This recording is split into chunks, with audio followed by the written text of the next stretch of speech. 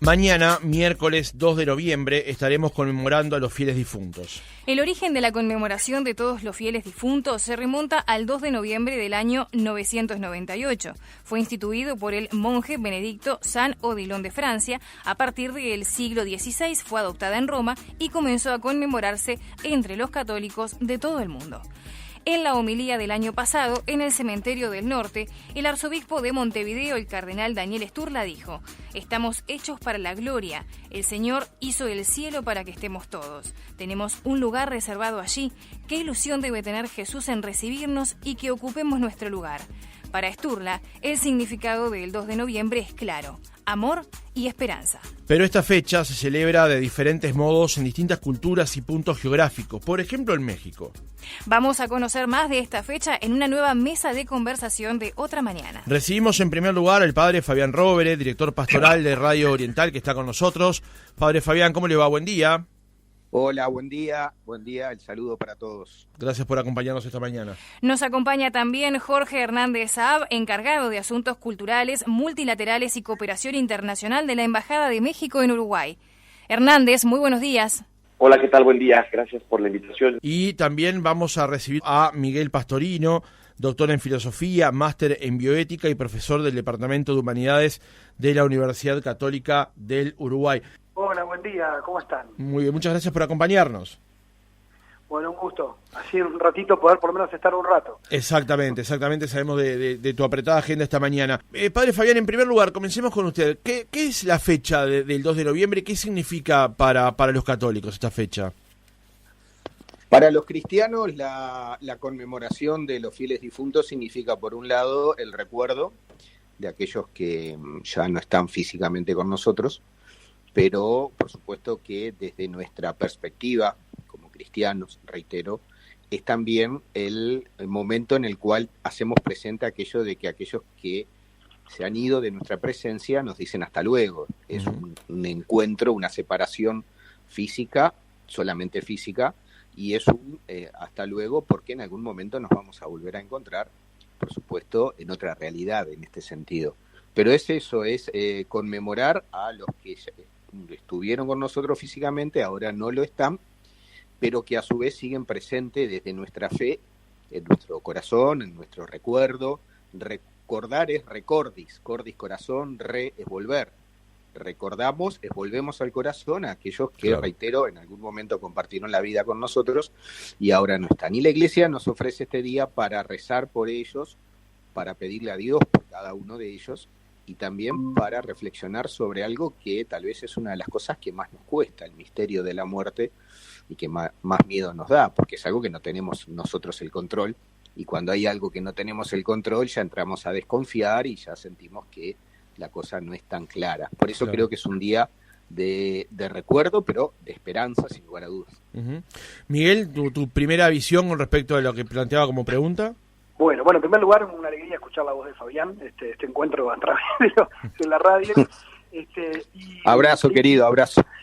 Y después una cuestión que me parece súper interesante, que es que está estudiado cómo la muerte se ha vuelto un tabú social en las sociedades que tienen dos características. Primero que nada, que se han desvinculado de la naturaleza mucho más. No nos olvidemos que el contacto con los ciclos naturales hace que los niños, los jóvenes, los ancianos, todo el mundo esté en contacto cotidiano con la muerte, porque vemos la realidad de la muerte como parte del ciclo de la vida.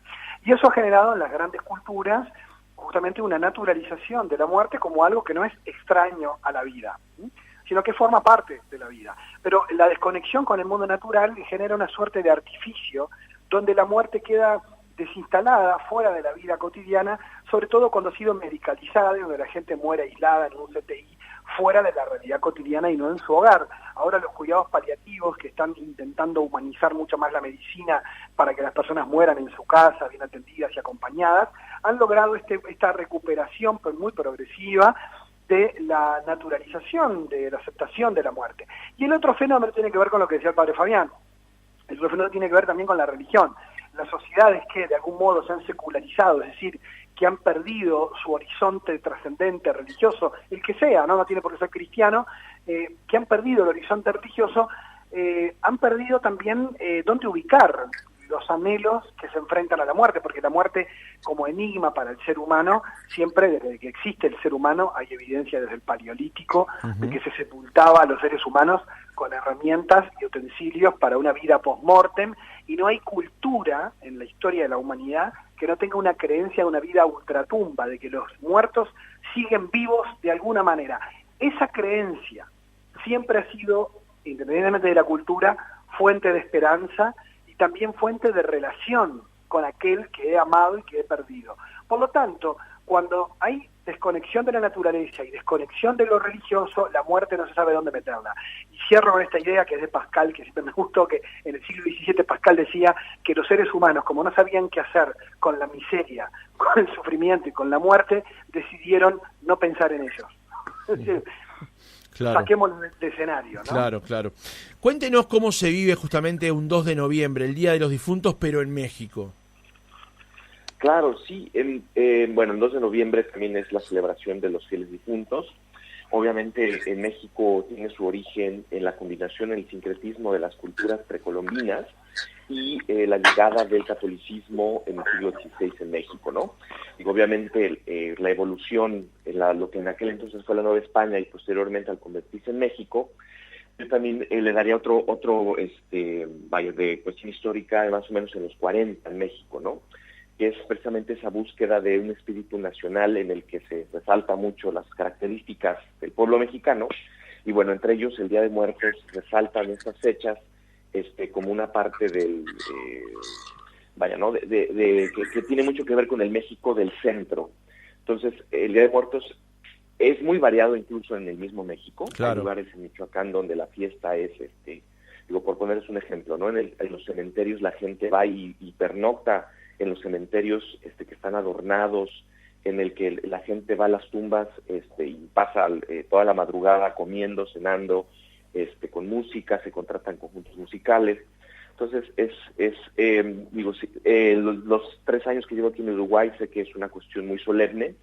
En México, aunque haya fiesta, no significa que no exista una solemnidad, pero bueno, existe este espíritu y la creencia de que las almas, al menos de manera transitoria, regresan en esa fecha y pueden al menos disfrutar la esencia de la comida, de las bebidas, de los cigarrillos, de todo aquello que les gustaba en vida, y bueno, hasta cierto punto con un poco de humor, hasta de esas cosas que los acabó matando, ¿no? Claro, claro.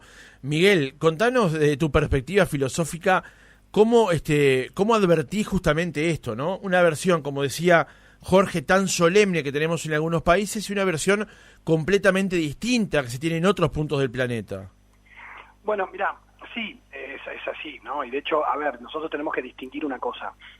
Yo hablaba con una politóloga y socióloga mexicana de la que compartimos una investigación en común sobre religión y política, y ella me decía, nosotros en México tenemos un Estado laico mucho antes que Uruguay. O sea, nuestro Estado es laico desde el siglo XIX, ¿no? Y me decía, ustedes llegaron después a la ley.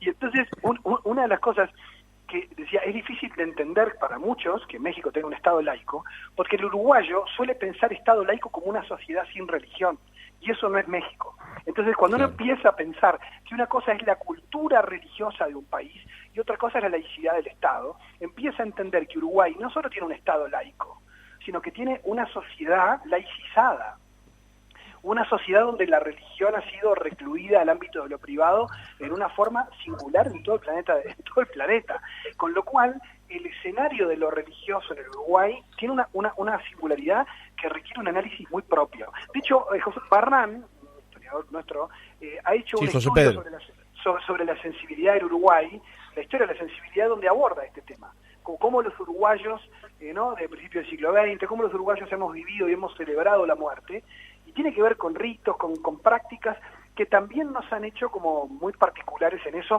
y que, bueno, como digo, se ha reducido al ámbito de lo privado.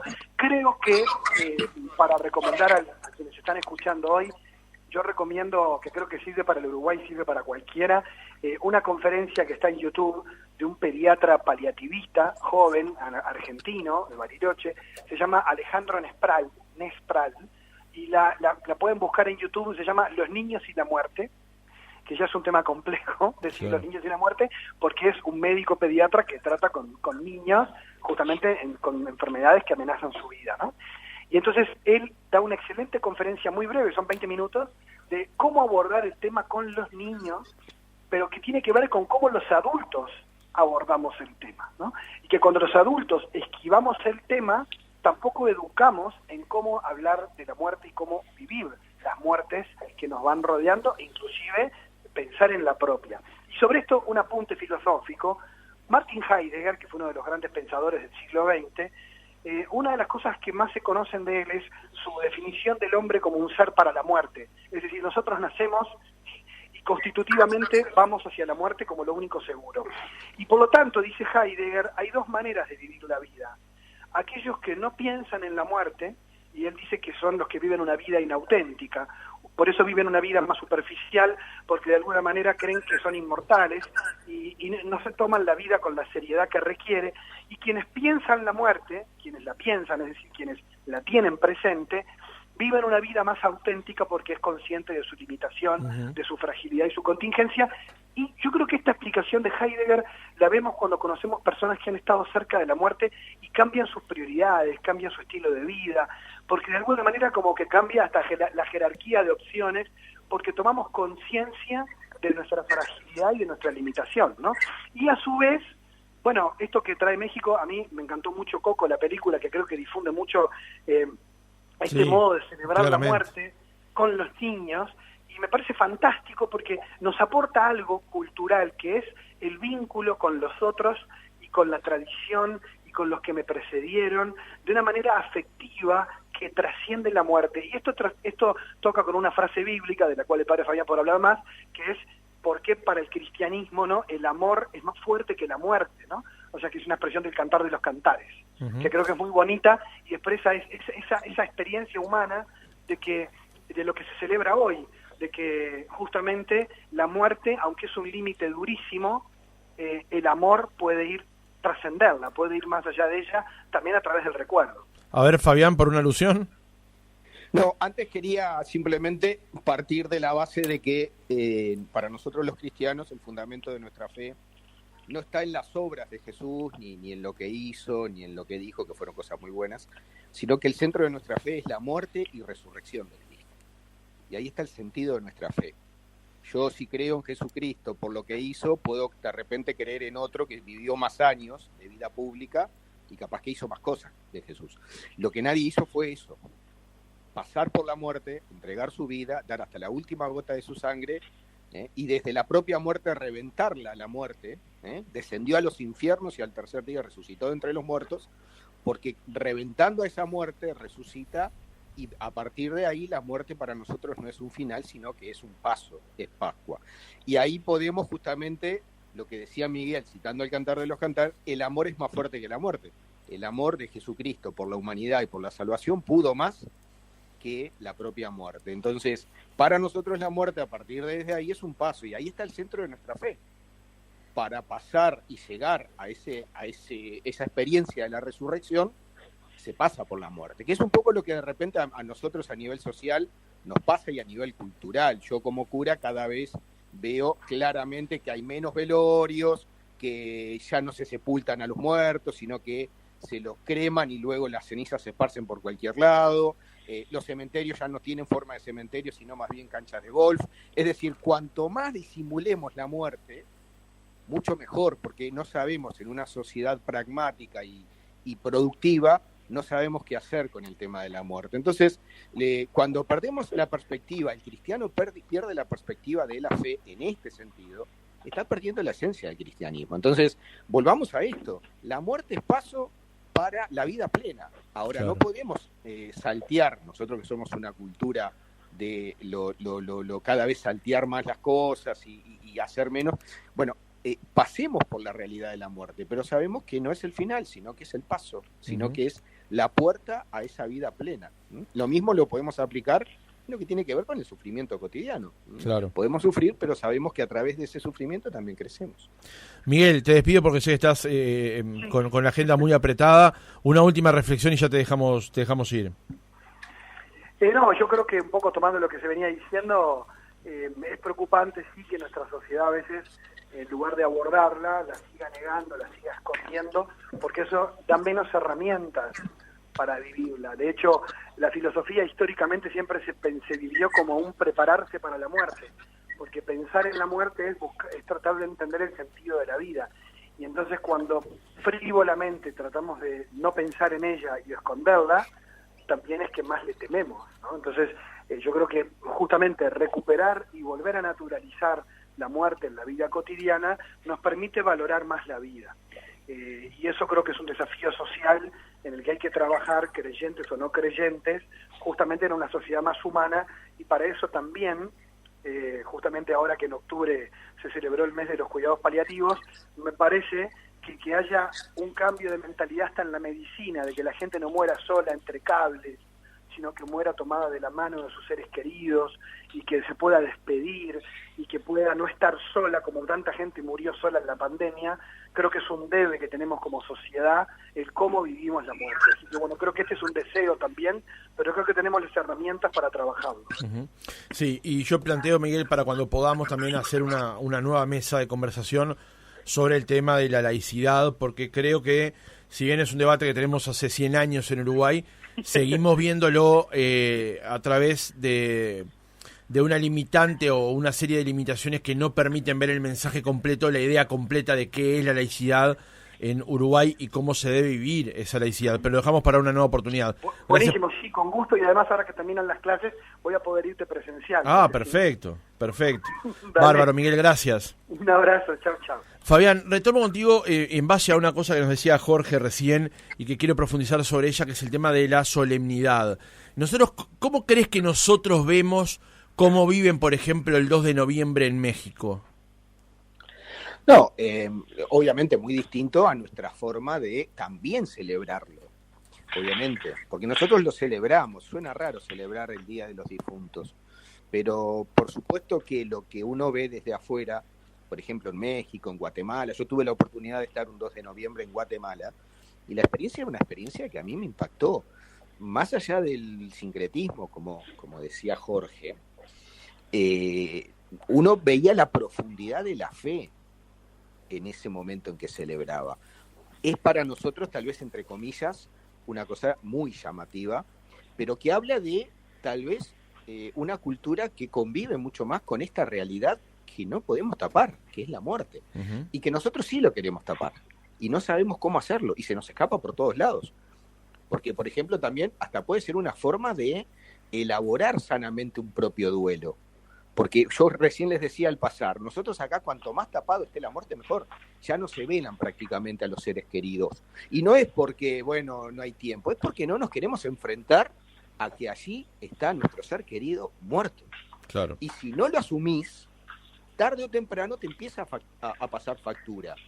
Y tarde o temprano eso también repercute en el estado de ánimo y en el estado psicológico de la persona. No asumí, no hice el duelo de la muerte de mi padre, de la muerte de mi esposo, de la muerte de mi hijo. Me lo saqué de arriba, me lo saqué de encima cuanto antes. Lo cremé y tiré las cenizas. Entonces, a mí me parece que tanto en el caso de México, esa cultura nos enseña a que la muerte es, como decía San Francisco de Asís, la hermana muerte. Uh-huh. Está con nosotros. Y no lo tenemos que tomar de forma tremendista, sino, reitero, el que es cristiano, en perspectiva de paso. Y es un reencuentro y un hasta luego con los seres queridos que ya se han adelantado en este camino. Uh-huh.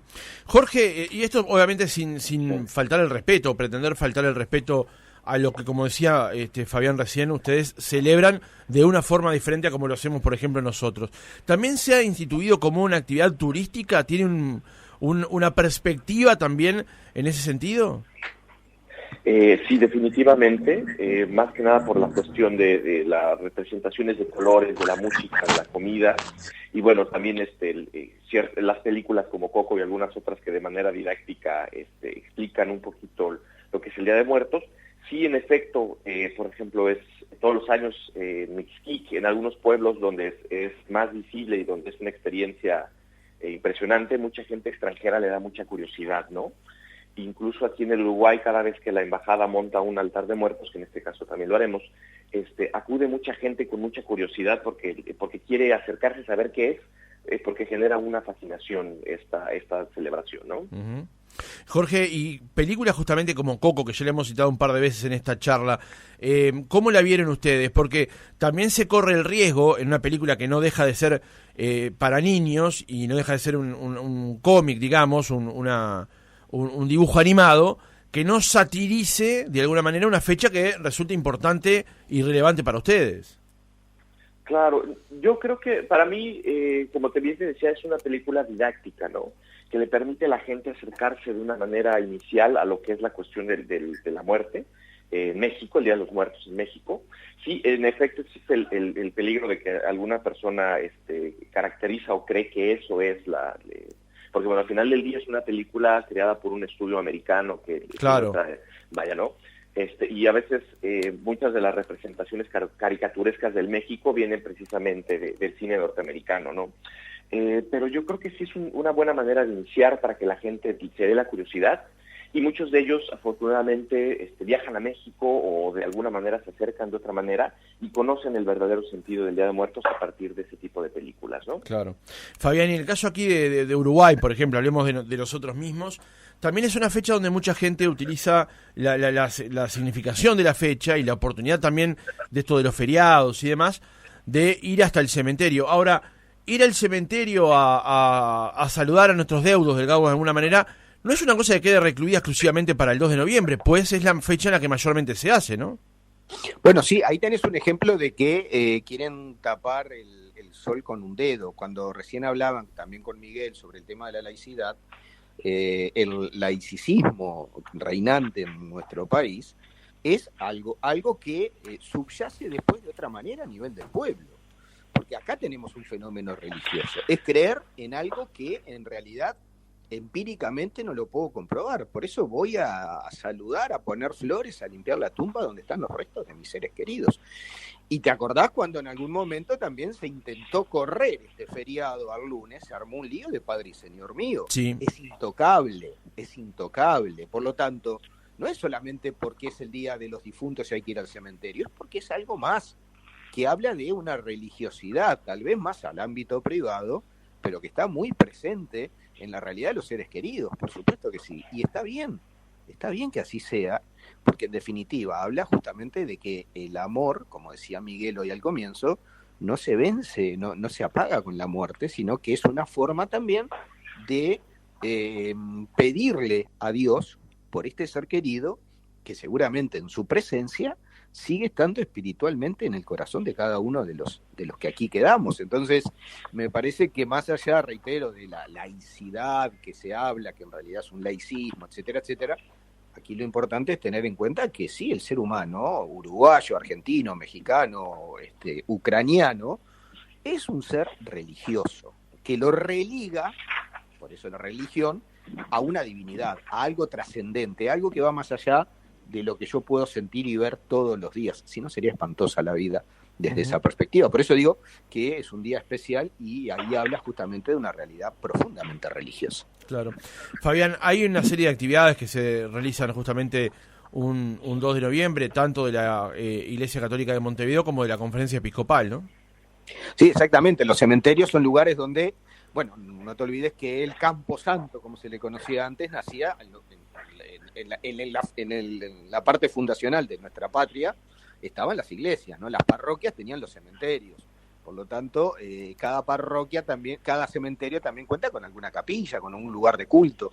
Bueno, mañana es un día donde en los cementerios de Montevideo y del interior se van a celebrar las misas, depende de los horarios, depende de cada lugar, y la gente va también, además de ir a llevarle flores a sus seres queridos, los que son católicos tienen la oportunidad de participar en la propia capilla que existe en los cementerios, en casi todos, celebrar la Eucaristía, ¿no? Que es justamente una acción de gracias, y es, por eso digo celebrar, ¿no? Porque no quiere decir hacer fiesta, pero celebrar significa conmemorar, recordar y actualizar el amor que se le tiene, por ejemplo, en el caso de los católicos, a través de la celebración de la Eucaristía, en muchos casos en los propios cementerios. Jorge, tú nos contaste que estás en Uruguay hace unos 2 años, 3 años. De tu experiencia cuando vivías en México, por supuesto, ¿cuánto tiempo le lleva a preparar las distintas actividades que se realizan un 2 de noviembre? Se hace con algunos días de antelación. también teniendo en cuenta que no solamente se toma el 2 de noviembre como parte de por ejemplo, el día 31 de octubre es el día que se recuerda a los niños que murieron sin ser bautizados, por ejemplo, ¿no? Uh-huh. Entonces, el 30 de octubre es precisamente a los difuntos que, por el paso del tiempo, por alguna cuestión, fueron olvidados por su familia. Entonces, es parte de una serie de conmemoraciones que termina el 2 de noviembre, con el Día de Todos los Muertos, pero sí lo que es el montaje del altar y todo ese tipo de cuestiones lleva algunos días con antelación, porque se tiene que preparar varias cuestiones, por ejemplo, la flor de cempasúchil, que es un símbolo muy importante, que bueno, esto me da pie a decir que es, ¿no? Los mexicanos es una sociedad que hasta en el lenguaje se puede ver, ¿no? Que es altamente simbólica. Por eso utilizamos muchas figuras de lenguaje, incluso una manera de acercarse a la muerte. Con esto es un poco el humor sano, sin ser ofensivo, de nuestros muertos, de nosotros mismos comparado con la muerte. Y precisamente todos esos símbolos que se tienen que ir preparando, la comida que al difunto le gustaba, algunas veces tiene una preparación compleja, entonces tiene que hacerse toda esa planeación con un poco de antelación, ¿no? Uh-huh. Jorge, ¿y hay actividades de la Embajada de México en Uruguay o de la colectividad mexicana en nuestro país? Sí, afortunadamente el día de mañana en la Feria del Libro, que es el día dedicado a México, vamos a tener precisamente un altar de muertos dedicado a una poetisa novohispana, Sor Juana Inés de la Cruz, que tomó los hábitos precisamente para continuar con su educación. Entonces es una figura a la que queremos celebrar este año y bueno, vamos a estar en el entrepiso de la Intendencia. Jorge Hernández Saab, encargado de Asuntos Culturales, Multilaterales y Cooperación Internacional de la Embajada de México en Uruguay. Gracias por habernos acompañado durante esta intervención en Otra Mañana. A ustedes, todo un placer. Padre Fabián Robert, director pastoral de Radio Oriental, gracias por habernos acompañado esta mañana. Gracias a ustedes, el saludo para todos.